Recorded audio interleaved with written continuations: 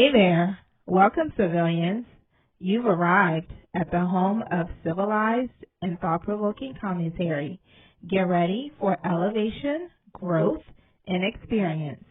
I am the civilized woman. Hello, civilians. How y'all doing? Y'all all right? I've been rather quiet this week. Y'all, I cannot believe we're in the second full week of January of 2025. To all the people that are affected by the California fire, my prayers go out to you. May you be protected. May you be blessed. May you have everything you need. May you come out favorable, whatever circumstance you find yourself in as a result of the fire. In Jesus' name, amen. Well, y'all, we're here because unless you've been living under a rock, you would have heard about Joy Taylor by now. She is the sports broadcaster on Fox Sports, and she's been brought up in some legal allegations. So we're going to talk about that, but there's a couple of things a few things that I want us to really think about when we're talking about this topic. I titled this video, "The Price of Being a Woman in Men's Spaces," right? Because you're going to find this out about me, but your girl, civilized woman, is a sportsnista. I am all things sports. In particular, I follow football and basketball very closely, and by football I mean NFL, not football as in soccer. So when it comes to those two sports in particular, basketball and football, that I follow very well and understand, and I'm one of those people who used to years back would be real heavy into watching the ESPN, will watch the pre-show, the post-shows, all the things, right? So this story definitely piqued my interest because here's what I've noticed over the years, that the women that they've added more women, they've been younger, and they've been more ambiguous looking, quite frankly, look like IG models, honestly. And if you would see Joy Taylor on IG, and if that's the only place you saw her, that wouldn't shock you at all. She is the younger sister of Hall of Fame defensive player Jason Taylor. He played for the Dolphins, that's Miami Dolphins, and he played for the Jets, right? So on the surface, you would think that maybe some of that nepotism, maybe her brother did a little something to get her, in the position that she's in. But child, based on this lawsuit that came out January 5th, seems like Miss Girl may have been doing something else if these allegations are true to get in the position that she has gotten in. And one of the things that piqued me, not just having women in what would be considered a men's space. Let's be very clear. Sports radio, sports talk radio, sports television, that's a male arena. Even though they're obviously women's sports, thanks to all the fights that were done years ago in the 70s to help establish that, what's considered the big leagues when it comes to sports is a men's sport. So even when anybody, whether it's male or female, if they start out in the female, reporting on female sports, it don't take too long for them, if for their career to consider growing and progressing. That's going to be your male sports. That's going to be your top tier sports, whether it's NBA, NFL, MLB, that's Major League Baseball, hockey. That's where it's at. And I'm honestly not a believer. I'm a believer that their spaces should be reserved for certain people. There's just certain spaces that don't need to be mixed. I'm sorry. Fight me in the comments. There's just certain spaces that don't need to be mixed, and this case that we're talking about right now is what to me I would consider a cautionary tale as to why it's not the best idea to have women in the type of space that Joy Taylor has found herself in.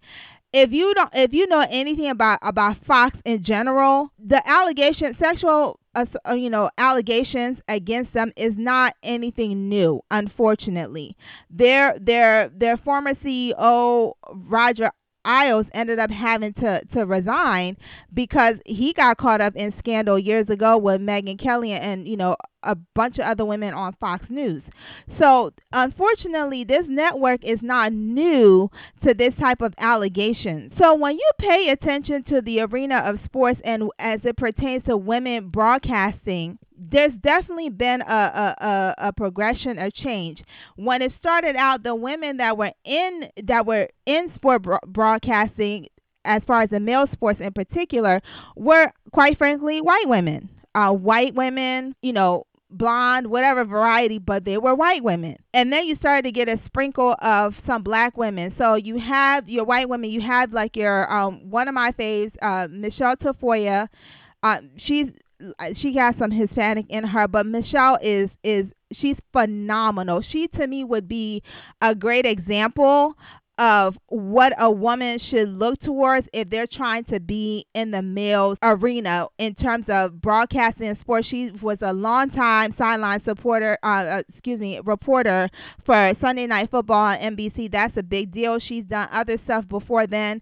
If you look at her progression, it took years for her to get to the leagues. It took her about at least a decade plus for her to kind of really get her bones in the major sports arena as far as broadcasting and sideline reporting, right? Then you have your Jamel Hill, who is a renowned sports writer, and so she was on ESPN at one point too. And then you started to see the change and the look of the women. So then you have Molly Qerim, who is now on. She took over for Carrie Champion, who's a non-ambiguous black woman, and Molly Qerim is an ambiguous woman. Molly Qerim looks like she has I think she's Albanian and some kind of mixture in history, in her ancestry, but she looks like she would be an IG model, right? And she has a master's in sports broadcast journalism, and that's great too.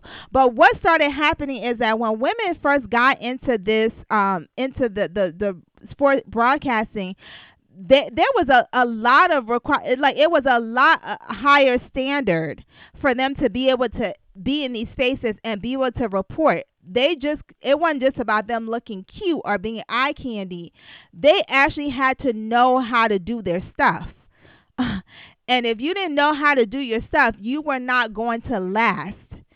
So to where we have gotten to the point where you have your Joy Taylors and your Molly Qerims, where there are questions about their qualifications and their capabilities to be able to do these jobs, where they are sitting on panels with people who have long-time journalistic backgrounds, like Skate Bayless, or athletes who have excelled at the highest level in their sports, like Shannon Sharp, who is a Hall of Fame wide receiver. You have all these different athletes, and it's not necessarily easy. Just because you don't play this particular sport doesn't mean that you always know how to articulate the intricacies of that sport to the audience where they can understand and follow what you're saying.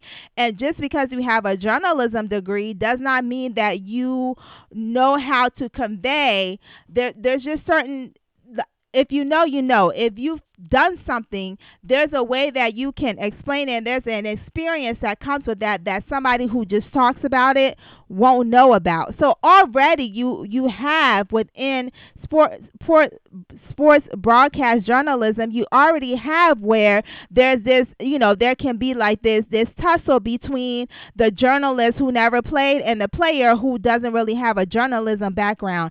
And then now you throw a female in that equation, right?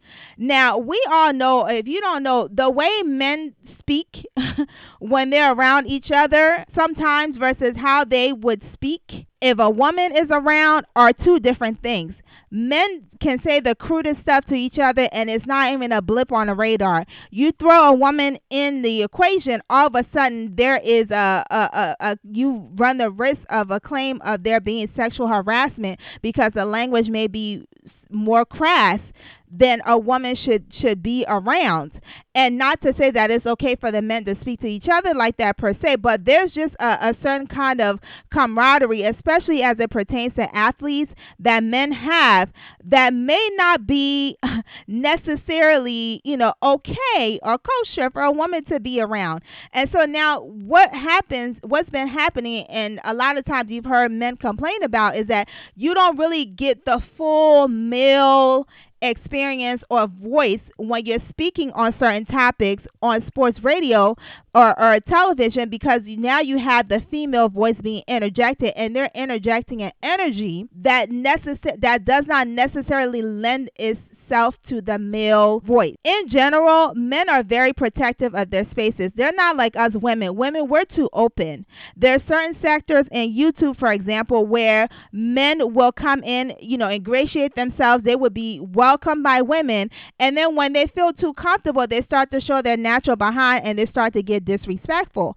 Men don't go for that. So you have to work extra hard, and you have to really prove yourself to prove, even amongst men, that you belong in that particular space. So therein lies the problem when you have what we're talking about with Joy Taylor, a woman as beautiful, as attractive as she is, being in a male space. Now let's be all the way for real. Like, you're not gonna see a beautiful woman and think, oh, I'm at work, and the first inclination is not going to be, even if you don't say anything, that you're not going to think about how attractive that woman is, and that certain kind of maleness. And we're talking athletes who are accustomed to having access to beautiful women. Don't hear me say that and think that gives them the right to be disrespectful or to violate. What I'm saying is that competitive nature, that maleness, is going to come out of them. So I don't know, if I'm being quite honest, how sports radio or sports television has fared since we started introducing these particular type of female energy into those spaces. At this point, it just seems to be eye candy first, then sports is on the background. And I don't know how that's fared for that arena in general, right? Here is the particular problem with this Joy Taylor situation. I'm going to go ahead and read what the claims are, just so we can get a beat on that. So the lawsuit states that on and I'm reading this off Wikipedia, so it's just a real snippet. On January 5th, 2025, Taylor Joy was named in a lawsuit filed by former Fox hairstylist Noushin Faraji against Fox Sports, alleging sexual and workplace harassment. Faraji alleges that she told Taylor, meaning Joy, about Fox Sports executive Charlie Dixon having rubbed her body and grabbed her buttocks while attending a party for Taylor in West Hollywood in January 2017. Now, this young lady Joy has her birthday is January 17th, and so she's gonna be turning 38 this year, and on Friday, to be precise. So it probably was a birthday party for her, I guess. And then it says that with Taylor telling then Faraji to, quote, get over it. After Taylor and Faraji's friendship ended, the latter alleges, and that would be Faraji alleging, that Taylor began insulting her on a personal and professional level. The lawsuit alleges that Joy Taylor was having an affair with Dixon, who is this high-level executive over at Fox Sports. Faraji alleged that Taylor had planned on accusing Dixon of sexual assault at a later date. See, here, that for me is foul on the play. I have a serious problem with it if that indeed turns out to be true. It's bad enough for women to be believed when they're violated and they bring that up. It's bad enough. Bad enough. Now you have, and they're having somebody who willfully, if these allegations are true, who willfully puts himself in that position, who willfully goes by the Players Club creed of use what you got to get what you want. Okay? Once you've done that, and then when stuff hits the fan, you decide, well, if stuff hits the fan, I'm just going to accuse them of workplace harassment or whatever, or assault. That's not okay. That right there sets us back as women. That right there, that's misogyny. That's a real misogyny. That's a real toxic masculinity. Having a woman who willfully participated in an act to advance her career, then coming back on the back end and saying that she was violated. This is why people have trouble believing women when things happen, especially if they come around decades later saying that this is what happened to them. That last statement right there is why. That right there is why. That for me is foul on the play, and that's real foul, and that's a problem for me. And that's why I'm not a believer in, protect or believe all women. I'm not for protect or believe all nobody. You've got to show and prove that you're worth supporting and believing. You've got to show and prove. I got to see evidence. Real talk. That right there set me off when I read that the first time. So Charlie Dixon is one of the men that she's accused of sleeping with to advance her career. Then you have Emmanuel Acho, who is a former NFL player. He is another one. Now, them two, okay, so years back, like maybe 2016, Jason Whitlock and Marcellus Wiley, who played in the NFL, he's a defensive player. Like, I think Marcellus is dope, and one of the reasons why I think he's dope is that he went to Columbia University, like Ivy League Columbia. So he's not just a jock. He's a jock with brains. So that I can respect and appreciate. So they had this show, and I think Jason Whitlock is the creator of the show. Speak for Yourself. So they were doing that show. It was a show, predominantly black cast. They were doing very well. And then at some point there was talk to try and zhuzh up the show and do something different with it, right? So here comes Emmanuel Acho and Joy Taylor. It is reported allegedly that Joy and Emmanuel had lunch with somebody of some kind of influence, because that was the plot, right? To be able to get on that show, Speak for Yourself. And long story short, by March of 2016, or somewhere around there, August, Homegirl is on the show, which is now known as just Speak on the Fox Sports Network, right? So that was part of her ascension. So there you have is one example of things being done not based on her qualifications, but being done behind the scenes and off grid to get herself in positions that she's not qualified for and have not earned through merit. Now, we want to hoop and holler about being able to be in certain spaces, and that's all well and good, but I don't appreciate representation when it's subpar and it's not quality representation. I don't want to see you in a space because you're cute and you look, whether you look like me or you're a woman or whatever the space requires that you're trying to be the other in, or you're trying to be the uniqueness in. I don't care for it. I don't want to see a woman talking sports if she don't know what she's talking about. Just so we can say we need a woman in this space, let's just throw a woman in there. That to me is one of those things that set us back. Number two, if these allegations are true, she's made it dangerous for all other women that are in that space now or who may come in after her. Because if she's willing to get down like that, allegedly, that means there could be an expectation that the other women are going to have to get down like that. And if they choose not to, they're not only risking losing their job, they're risking being harassed or harmed, quite frankly. So this is not girl power. This is not girl code. This is not, being down for the sisterhood. When you're doing things that's going to make it tougher for the sisters that come after you. Not cool, not fair. And I know there may be some people wondering why there's not a lot of women, hooping and hollering for her. Listen, y'all. I'm with it. Stand down. Let's wait for more evidence to come out. Now, we'll give her credit. I went on her page last night, and it looked like she hadn't turned her comments off.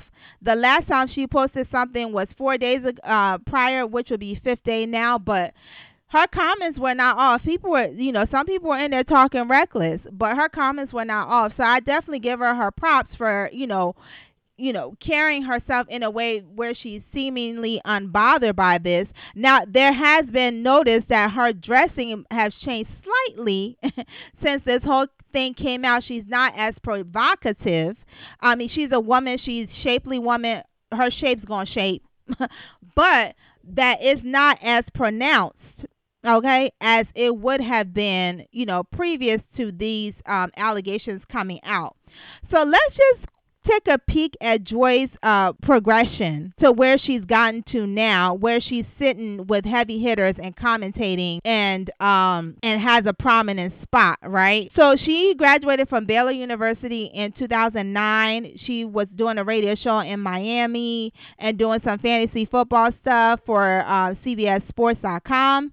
And then in 2016, she joins Fox Sports. So now she goes from talking about sports, fantasy football, Thursday night, football on a website to joining a network in March of 2016. And so what she would do is she would what they call pinch hit for several different shows, where it would be like she would fill in for somebody who was, on, maybe they were on vacation, whatever, she would fill in for them. Most notably, she did that on Cal Hurd's show, The Herd.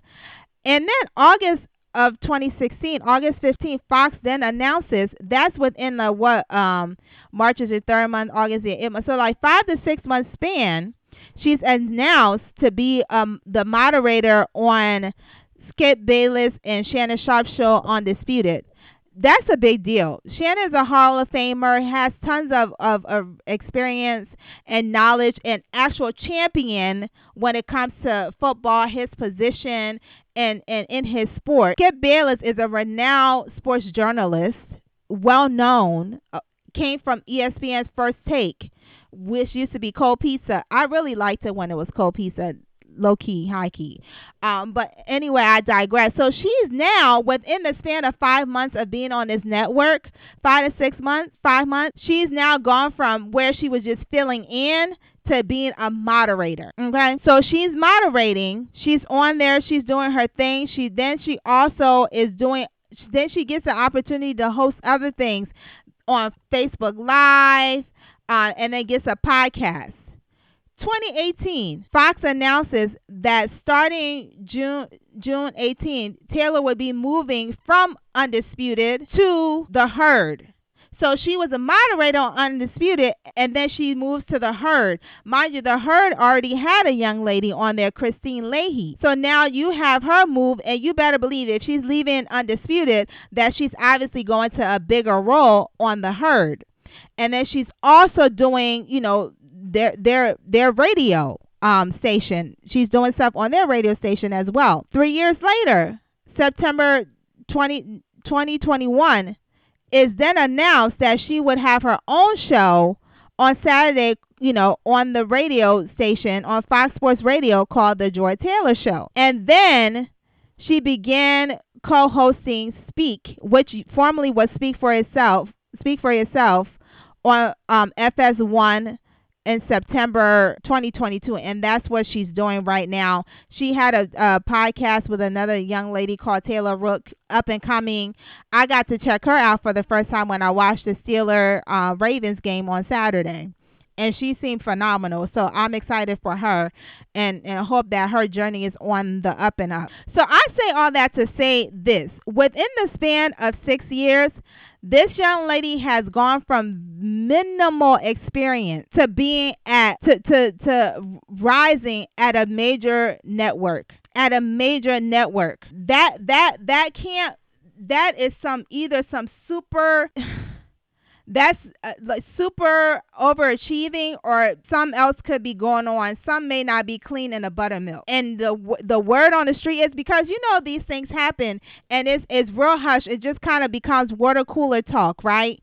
And then at some point, then this allegation now becomes the catalyst where people feel like they can speak more openly. Now, folks have come out and defended her. And to be honest, the defense of her is kind of coming off a little simpy, and I don't like to use the word simp. I think that's disrespectful. I think it says that a man cannot express sensitivity for a woman's plight. But some of the men and their perspective that's come out is, I'm sorry, a little simpy, right? But I compared her to other women, like to Maria Taylor. Maria Taylor is a former athlete.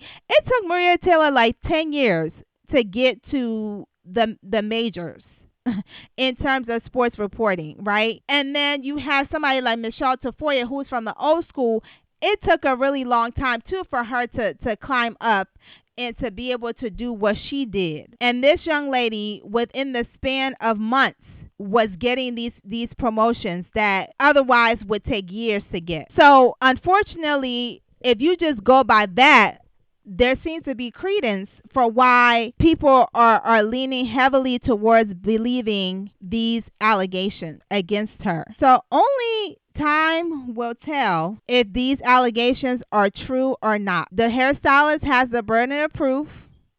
I'm assuming if she's going to bring it up that she has the ability to back it up. And an aside before I end this video, y'all, your coworkers are not your friends. I'm sorry. If Joy was doing all of these things that is alleged in this lawsuit, that lady shouldn't have been able to put that in that lawsuit and say it like she had receipt. If these allegations are true and Joy was getting down like that, she shouldn't have felt comfortable with nobody in that space enough to say anything like what she said, and then to be a part of insulting this woman on a professional and a personal level by feeling that comfortable and that emboldened in that space because of how you're moving, because you're allegedly with the executive and all of that. It's never that deep. There's never a career that deep, and if that's how she's moving, if that's really true, the house of cards is going to come down and she's not going to be respected. And what is that going to do for her future moving forward?